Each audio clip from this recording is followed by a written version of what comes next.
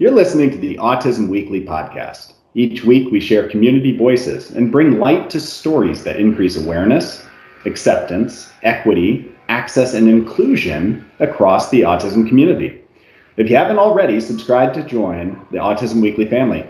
I'm your host, Jeff Skibitsky, and I'm excited to welcome Jamie Pagliaro from Rethink Behavioral Health to the podcast to discuss the impact of building a strong team culture and how that reduces burnout and turnover among ABA clinicians and families. They say it takes a village to raise a child. This is especially true for children on the spectrum. For some families, it may seem like they have a revolving door of new behavior technicians coming in and out of their life. Jamie, we have a lot to talk about. Welcome to the podcast. Thanks for having me, Jeff. I'm excited to be here. So I'd love to just start with the idea of we've been in a world where it's employer driven for such a long time. And culture doesn't feel like it's been in the forefront until just recently. It feels like all of a sudden, the last year or two, culture has become a trigger word. And can you give me your perspective on that and maybe just how you see that evolvement over time? Yeah, I think like you and I were speaking about earlier, Jeff, having worked in the field of human services and specifically autism-related services for over 20 years, the issue of employee turnover and staff retention is an evergreen issue. I think it's something that's been around since many of us started in this field. But it is really great to see the last couple of years here, this idea of culture sort of coming to the forefront and really this shifting responsibility onto the leadership, onto organizations to build a culture that attracts and retains the type of talent, the type of employees that they want providing care to the individuals they serve. I think there's a few factors. We're all reading about the great resignation that has happened. Obviously, COVID has forced a lot of us to rethink how we engage our employees who may be in dispersed geographic locations or may even be working remotely full time. And I just think in general, as people come to interviews these days, I hear in 100% of the interviews that I do, candidates asking the question, what is the culture of your organization? And not only is it important to have a response in that moment that you can articulate, but you have to be confident that when that person comes and works at your organization, that the things you told them in the interview are consistent with what they then experience. And that's more than just writing it down on a piece of paper. Now, you've been in the field of mental health and also with being able to work through a dispersed workforce for a while. And culture, I think, is there has to be some commonalities amongst the clinical world. What are some of those key pieces that you're seeing, seem to translate over and over again? When somebody's looking for a cultural fit, there's got to be a couple things that seem to resonate more frequently. Do you have any examples that you've seen? Yeah, I think, first of all, in terms of what is defining your culture, I think a lot of people believe that they can write down a value statement and sort of hand that out to employees and say, this is your culture, this is our culture. Or when you're a small startup practice, you're as maybe an owner or as a leader, you're there to sort of impart the culture on everyone because you're directly hiring everybody, you're involved in every meeting, you're involved in every case decision. But suddenly as organizations grow, you realize that just writing it down on a piece of paper or being in meetings is not sufficient. I think ultimately everybody, as humans, we want to be a part of something bigger than just ourselves. We want to feel a connection to something larger than just us. But to do that, we need to find that something has common values with our own personal identity, our own personal values.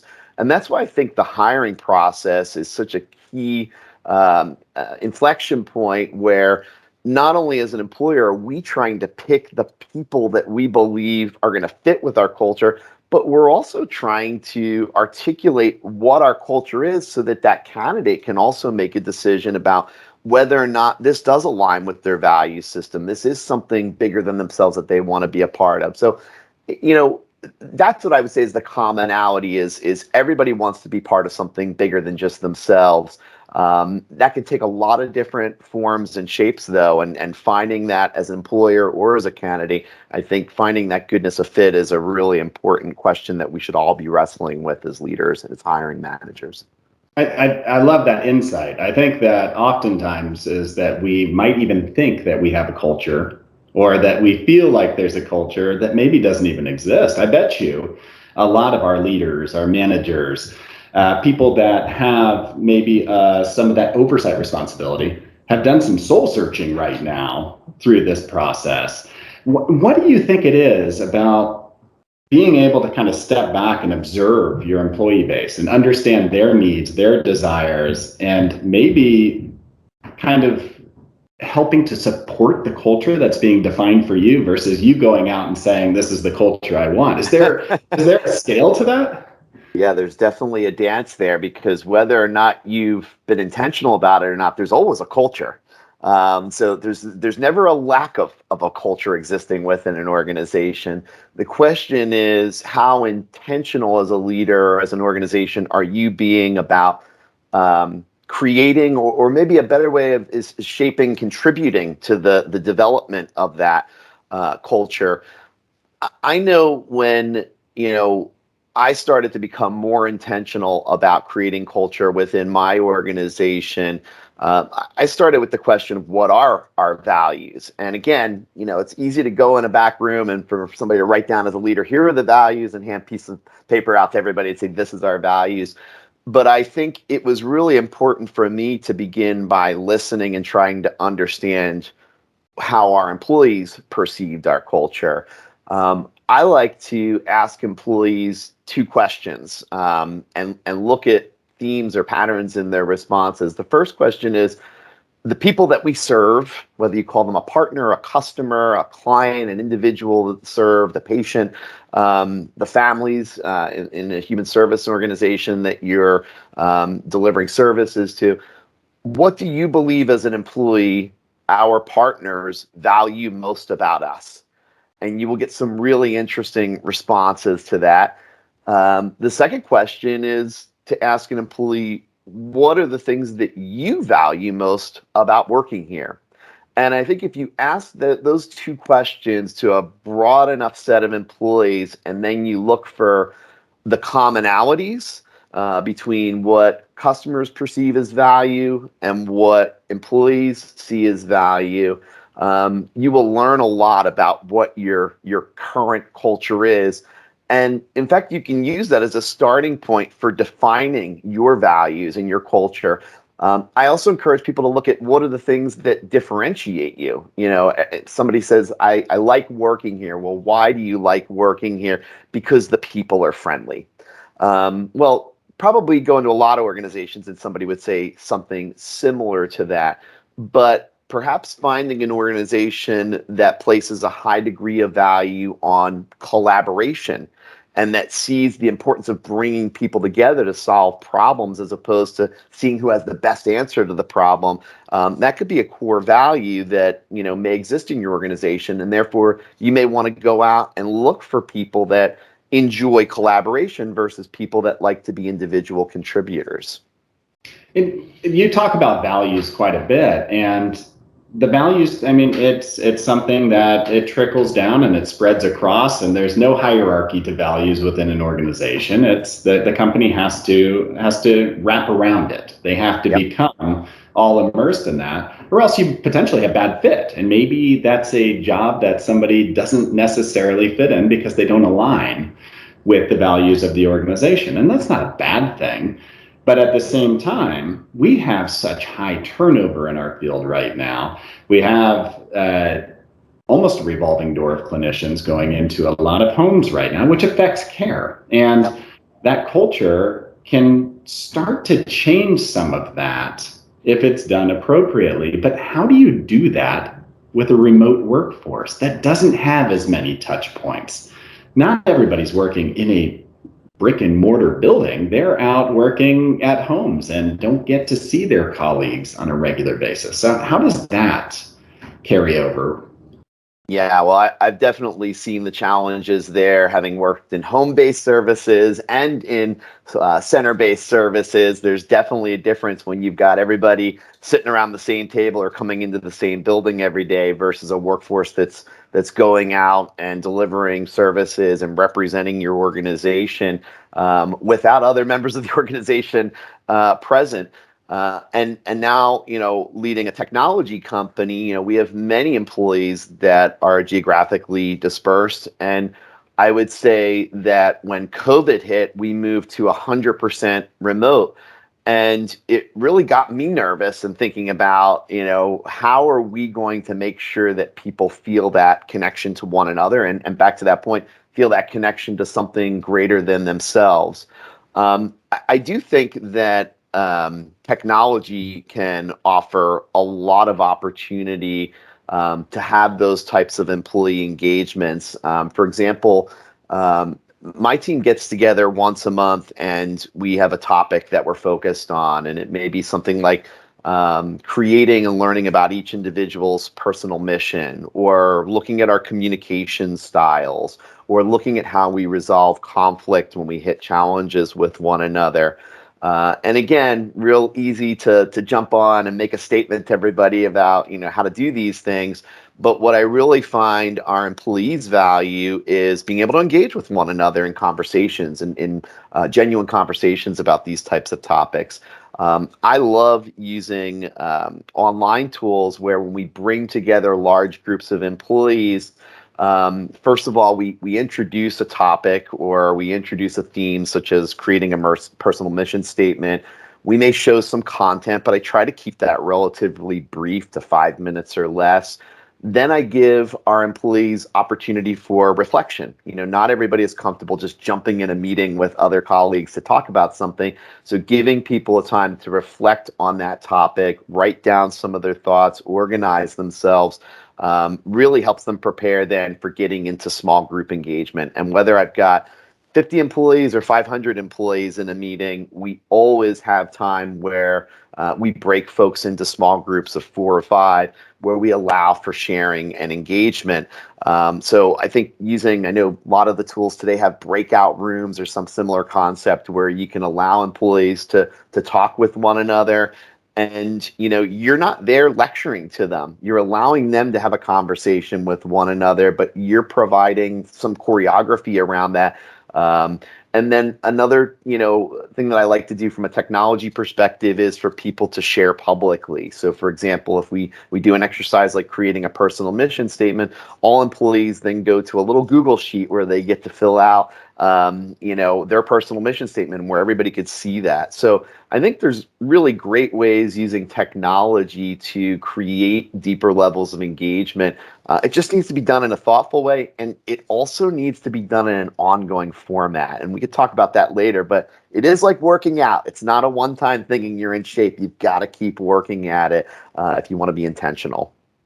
Yeah, the growth in technology and the fact that it's almost a fluid process right now. It feels like there's more and more opportunity. It's taken those quarterly meetings where you'd have the chance to bring everybody from the company together. And now you can do that more frequently. You can pick and choose and get people from different regions involved. So I love that part of being able to create a broader conversation and not just be stuck with the same people in your office all the time, but to actually open it up. What are some of the things with technology that maybe we just didn't have access to be able to share to the BT level, the behavior technician or the BCBA level, with the transparency of data? And I found this to be really important, is when people know exactly what's happening with their organization, when they know what the numbers are showing for client progress or for how even the finances of the company, when they understand what all their work is being put towards for growth, for resources, whatever it may be, that helps to create commonality and to kind of make that bond even closer? Is there technological advances that are occurring in those realms? Well, gee, with so much available now with big data and being able to aggregate data across functions, like you said, whether that's clinical outcomes, operational outcomes, financial performance. I know at our company, we've sort of weaved together many of these inputs into key performance indicators, dashboards, that we like to make sure are really accessible and transparent to our team members on a regular basis. But another, activity that we use technology to help us with is, again, we bring people together for monthly business reviews. And that's a combination of people from all areas of our business, not just the clinical folks, but we're bringing in people from operations and finance. And not only are we sharing the data, which I think is key because that's, sort of the black and white, here's what the data is. But I think the important piece there is making sure that people have opportunities to comment on the insights from the data. Because I see a lot of organizations get obsessed with reporting, yet nobody's saying, well, is the reporting telling us that we're doing a good job or a bad job? So having benchmarks, one of the things I insist on is if we're sharing data, there should either be a goal or a benchmark. So we all know if we're looking at that piece of data, is it good or is it not good or is it sort of neutral? And then asking the people that are closest to the data, whether that's a clinician, whether that's a finance person, to provide us with some actionable insights based on the data is also a critical activity. And again, something that you need to be intentional about and doing all the time, not just once a year at an annual meeting. Absolutely. And I feel like just through the last few years, personally, I've seen is that you're seeing more people feel empowered through the process. The more you're able to give them information, the more you might be hearing about pain points that you didn't even know about. You might be hearing about clinical ideas that maybe somebody was too scared to voice up to because they didn't have the right platform. They didn't have the right company culture built in, which sometimes requires systems and technology to support. Is that you might say, I want transparency. I want people talking. I want to have open dialogue. Is that ideas come from everybody within the company. But if they don't have a platform to do it, you're kind of stuck. So how does that work with when you're looking at the communication between the BT and the behavior analyst who's writing the programs, the person out in the field that's delivering the care? When you have that culture being built where people feel open and they can be a part of it, they can share their experience, good, bad, in between. What are you seeing as far as the field? Are we getting better at that? Is it helping client outcomes? Is it creating more of a longevity for somebody in the field? Well, I think, traditionally our field has been very hierarchical. The person with the highest degree says this is what we need to do, and the people down at the front line are there to implement or carry that out.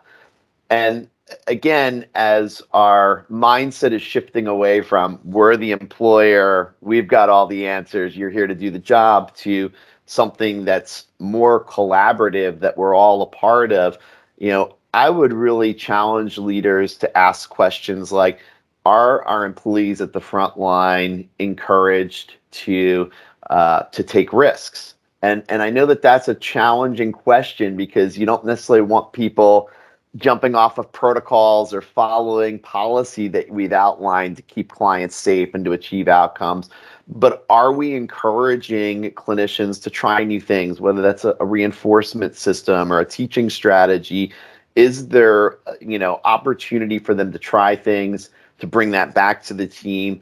Are failures, rewarded and looked at as learning opportunities, or do they become punishable acts? Something where we say you did something wrong, you made a mistake.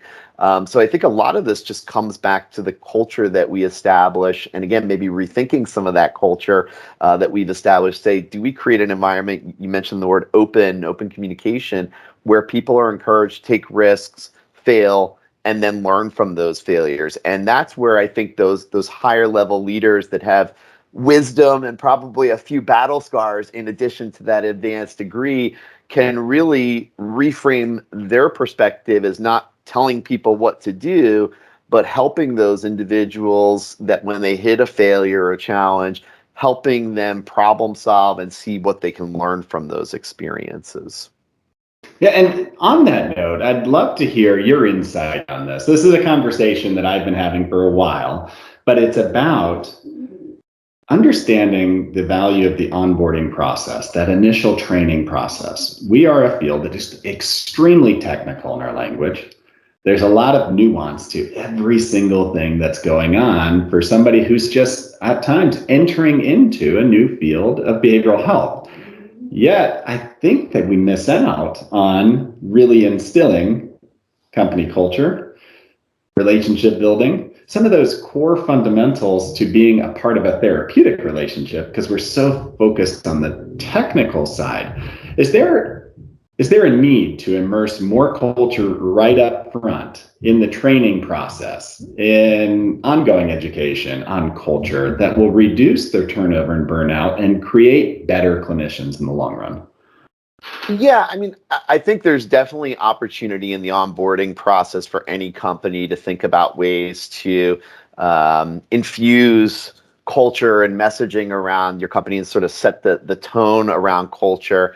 Um, and, some simple ways to do that are, allowing people to not just connect with the trainers and the other people in their sort of onboarding cohort, but as quickly as possible, giving them opportunities to connect with other people in the organization that have been there and maybe are in different roles or positions. One of the things that I know we love to do at our company is we encourage virtual coffees. And, even in my role, having several hundred people, every week I make a point of scheduling a virtual coffee with somebody. And for every new employee that comes on board, I schedule a virtual coffee within their first 2 weeks. And that really is an opportunity for me to get to know people on a deeper level than just what was on their resume, because I may not have interviewed or been a part of their hiring process. It also allows me to share some of my personal experience and what I'm about as a human, not just what my job title is and what my functions are. And then through those conversations is to really be able to also highlight some of the things about our culture. So I guess my takeaway is, yes, I think onboarding is important, but I think if you want to do this well, it's sort of like an exercise routine. Some people think I'm going to go do exercise for a few weeks and I'm going to get in shape for the beach, and then I'm in shape. But as we all know, whether it's diet or exercise, you've got to maintain after you do that initial lift. And so I think, yes, hiring, onboarding, there's an initial lift there and opportunities to infuse culture. But then it really is about ongoing discipline. How are you bringing people together individually in groups to continue the focus on culture building beyond just when they first join your team?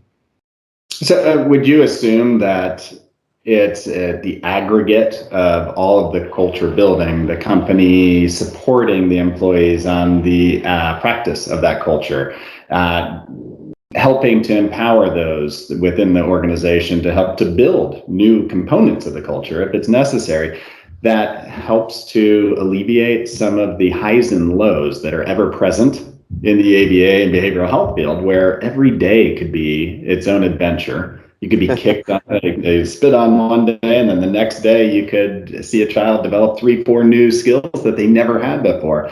So you have highs and lows. Does that help with team morale? Is just the aggregate process of, we're going to stay consistent. We're going to help support everybody, and we're going to build all these systems in? Or is there a magic pill? I think if there was a magic pill, we'd all be in line for it. I think now you're going back to leadership and in any field, whether, in human services and having worked in environments where,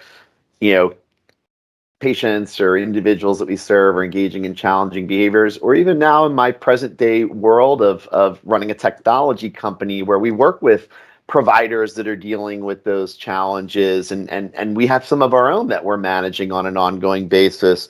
I think as leaders, we need to do a few things. First of all, stability is key, right? Never getting too excited or too brought down, and to help normalize certain things that are part of the job. Yes, we're going to have challenges working with a new client who's going through an extinction burst, and let's try to help people understand what that's about. Let's normalize that. Of course, let's be responsive to our team members to make sure that they feel safe in that situation, that they feel properly equipped, and that they know what to do if they need help from a colleague or they need to reach out for help if they're in a home-based environment. But I think, our field can definitely scare some people off, right? Pretty easily. They come in and it can be overwhelming. And I think being able to normalize some of those experiences and bring that sense of stability in as a leader is really important. Yeah, and I mean, you have the opportunity, you have a forum through a Facebook group, and I'd like to hear a little bit more about that, where you chat about building company culture. I guess, A, where do people find that? But B, what is the overall gestalt coming from the group on their pain points? Yeah, I mean, I think, recently I posted some information in one of the ABA business groups I was in about making some of the resources that I've developed available to other folks that might be interested in this topic. And I was frankly a little overwhelmed and surprised and inspired at the same time by the level of response of people that are working in clinical leadership positions or who have started their own practices, who see culture as a huge need and a huge priority. And so we started a Facebook group, ABA Culture Community, as a forum for people to share resources, discuss ideas, get wisdom from one another. One of the things that really has caught my attention is when people join the group, there's not a big application process. You answer one question, which is why is culture important to you? And I would say the vast majority of clinicians and company owners that respond to that question make the connection between having a strong culture ultimately impacts the care that we provide and the outcomes that we're trying to achieve with our clients. So I think people recognize this as not just about, I want happy employees, but something even bigger, which is if we care for the people that are going out there and caring for the individuals we serve, we're going to get a better outcome. We're going to get a better impact by doing that. And so I think that's one of the biggest things I've noticed is just how deeply our field cares about this topic and sees that building culture, being intentional about culture, does connect to the outcomes that you're trying to deliver with the individuals you serve. Yeah, and I totally appreciate the fact that you were able to create that forum because, I mean, organizationally, we all need to be able to establish this. Industry-wide, this is a whole different thing, and it's nice to bring together all aspects of the industry to talk about how to be able to do it within our field and what are those key areas and what we can learn from each other, because we are talking patient care. We're not talking about, did I hit my profit? We're talking about patient care and giving all we can to all the children and adults that we serve. And in order to do that, like you said, culture is so important to be able to be that bridge. And I do know that, through Rethink Behavioral Health, which is a technology group, you guys also have trainings on this for the RBTs built in and for the organizations. So how do people find more about that platform, or how do they access your continued education series? Sure. We have a website, RethinkBH or rethinkbehavioralhealth.com, that folks can visit to learn more about our technology tools, which offer a platform for collecting clinical data, for managing your operation as a practice, and for staff training. And we're also using that platform to share out more about activities and resources people can do to further engage their employees. Last year, we have another area of our company that delivers employee benefits to large Fortune 500 companies, and the core benefit that we would offer was a support for parents and caregivers of children with autism, where they can get online resources and supports.